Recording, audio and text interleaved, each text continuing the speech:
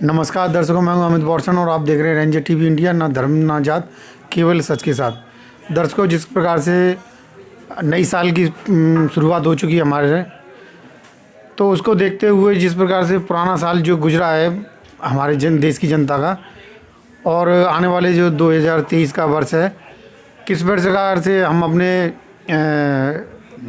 जीवन को गुजारने की कोशिश करें, आइए जानने की कोशिश करते हैं समाज सेवी अचल सिंह बौद्ध जी से। क्या कहना चाहेंगे जो हमारा जो नया साल आया है 2023, तो हम लोगों को किन किन चीज़ों किन किन बातों का ध्यान रखना चाहिए और किन बातों से परहेज़ करना चाहिए जिससे कि हमारा जीवन।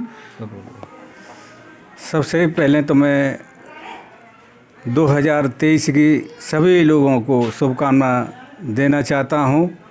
और जो हमारा जीवन पहले जो रहा, चाहे कोरोना काल हो चाहे कैसा भी काल हो, उसमें कुछ लोगों को बहुत ज़्यादा मजबूरी उठानी पड़ी।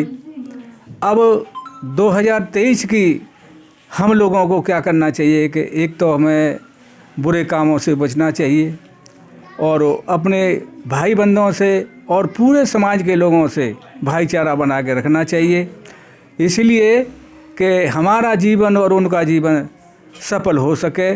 कोई भी कैसा हमको न किसी और को कष्ट हो, इस तरीक़ाते हमारे जो बाबा साहब ने बात बताई थी उनके बारे में सब लोगों को ध्यान रखना चाहिए कि बुरे कामों का बुरा नतीजा होता है।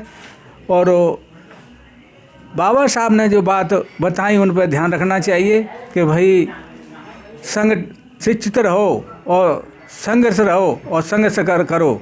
इसे हमारे समाज को और गैर समाज को सबको ध्यान रखना चाहिए कि एकजुट रह के नहीं रहेंगे तो सरकार भी फलाभूत होगी, और नहीं अलग अलग गुटों में बटेंगे तो एक दूसरे में फूट फाट होती है। कोई कुछ कहता है, कोई कुछ कहता है, कोई नतीजा निकलता नहीं है। आज हमारी सरकार जो भी है, कैसा भी कर रही हो, और हमारी जितने भी गरीब लोग हैं उनके लिए क्या कर रही है।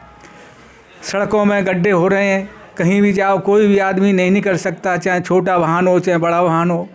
और जैसे यातायात कई बार, और आज यातायात में बहुत परेशानी होती है, दिक्कत होती है।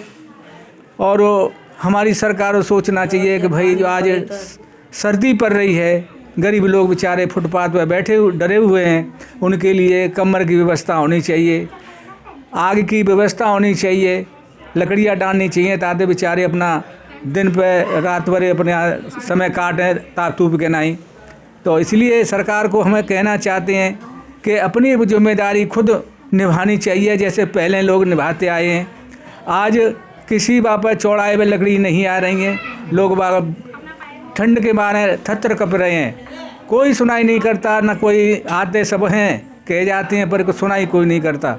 इसलिए मेरा सभी लोगों से, जितने भी सरकार में लोग हैं, चाहे वो मंत्री हों चाहे संतरी हों चाहे मतलब MLA हों MP हों, यहाँ तक मेरी आवाज़ सुन रहे हों वो ध्यान रखें इस पर, क्योंकि इस समय इतनी सर्दी बहुत ज़्यादा बढ़ गई है कि लोग बाग बड़े बड़े परेशान हैं, क्योंकि उनमें ना तो पहनने की व्यवस्था है ना ओढ़ने की व्यवस्था है।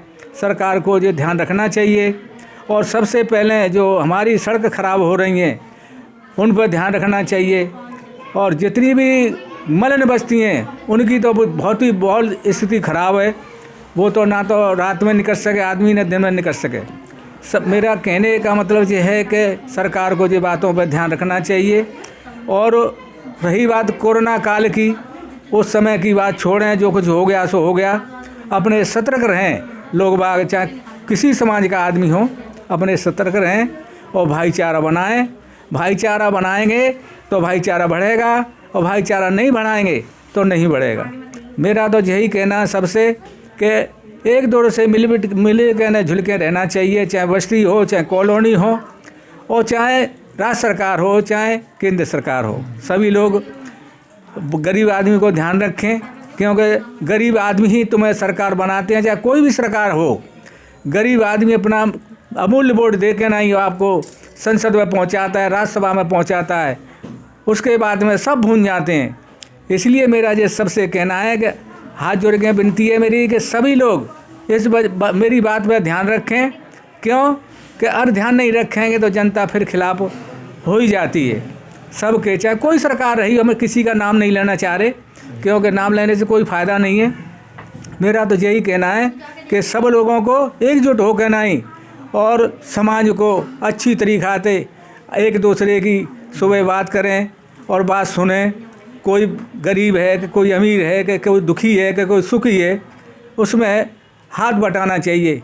जब ही समाज को नेता अच्छा लगता है, कोई भी नेता किसी पार्टी का हो, मैं किसी पार्टी का नाम नहीं लेना चाहता, इसलिए सबको मिल के नहीं सबसे चलना चाहिए और उनकी जो बेचारे पीड़ित हैं उनकी सुनाई करनी चाहिए।